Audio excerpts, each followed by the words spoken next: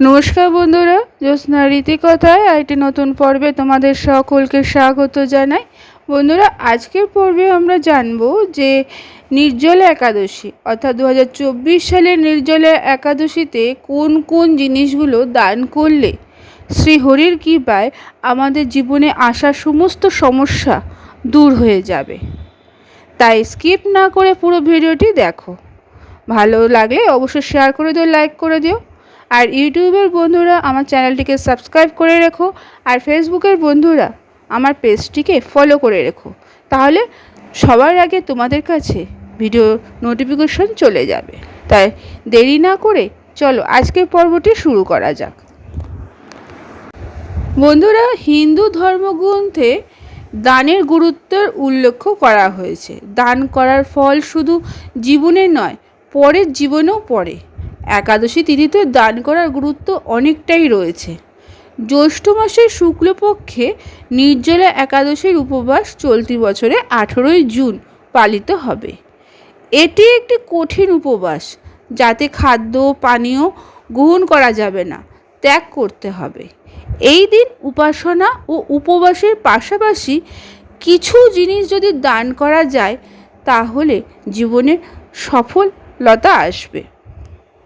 কিন্তু কোন সেই জিনিসগুলো যে দান করা খুবই শুভ?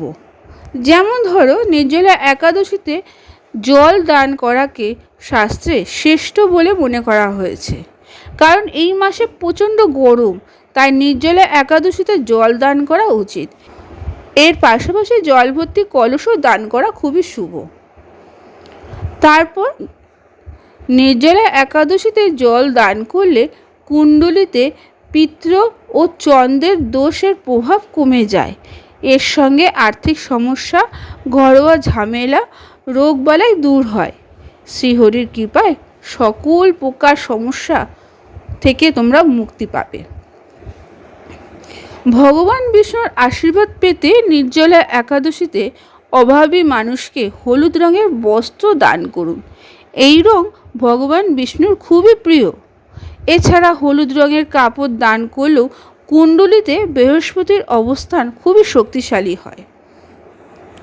তাছাড়া নির্জলা একাদশীতে সামর্থ্য অনুযায়ী খাদ্যশস্য দান করা শুভ। যেমন খাদ্য, ডাল, চাল, গম ইত্যাদি ধরনের শস্য দান করতে পারো। এই দিনে মৌসুমি ফলও দান করা খুবই শুভ। তাই পারলে নির্জলা একাদশীর দিন এই জিনিসগুলো দান করো।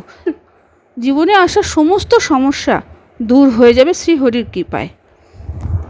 আজকের পর্বটি এখানে শেষ করলাম। আরেকটি পর্ব নিয়ে তোমাদের কাছে পরবর্তী সময়ে আবার হাজির হয়ে যাব। ততক্ষণ তোমরা ভালো থাকো, অপরকে ভালো রাখতে সাহায্য করো।